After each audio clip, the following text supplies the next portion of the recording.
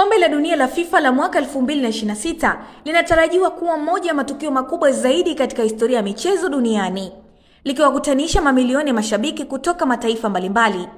Hata hivyo, ili kuhakikisha usalama, utulivu na uendeshaji bora wa mashindano hayo, FIFA imeweka kanuni kali zitakazobainisha vitu na vitendo ambavyo havitaruhusiwa ndani ya viwanja na maeneo rasmi ya mashindano hayo.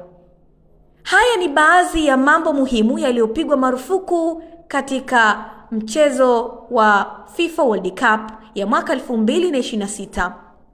Namba 1, silaha na vifaa hatarishi. FIFA imepiga marufuku kuingiza aina yoyote ya silaha ndani ya viwanja vya mashindano. Hii imejumuisha bunduki, visu, vifaa vya kujihami na vitu vingine vinavyoweza kuhatarisha usalama wa mashabiki. Cha pili, fataki na vifaa vya kutoa moto au moshi. Mashabiki hawataruhusiwa kuingia na fataki, mabomu ya moshi au vifaa vingine vinavyotoa moto. Ingawa baadhi ya watu hutumia vifaa hivyo kusherehekea ushindi wa timu zao, FIFA inaamini vinaweza kusababisha majeraha, taharuki au hata moto katika maeneo yenye umati mkubwa wa watu.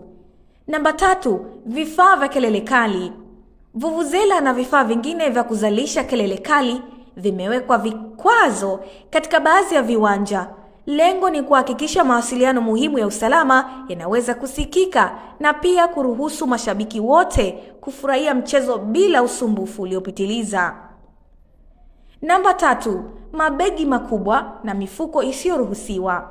Mashabiki watatakiwa kufuata masharti maalum kuhusu mabegi wanayobeba. Mabegi makubwa au yasiyoonekana kilichomo ndani yanaweza kuzuiwa ili kurahisisha ukaguzi na usalama wa kuzuia kuingizwa kwa vitu vinavyoweza kuhatarisha usalama wa watu. Namba 4, drone na vifaa vya kurekodia bila kibali.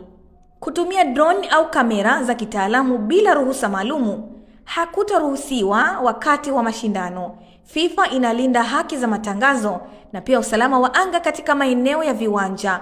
Hivyo matumizi ya vifaa hivyo yatahitaji idhini rasmi. Namba 5, uvutaji sigara ndani ya viwanja.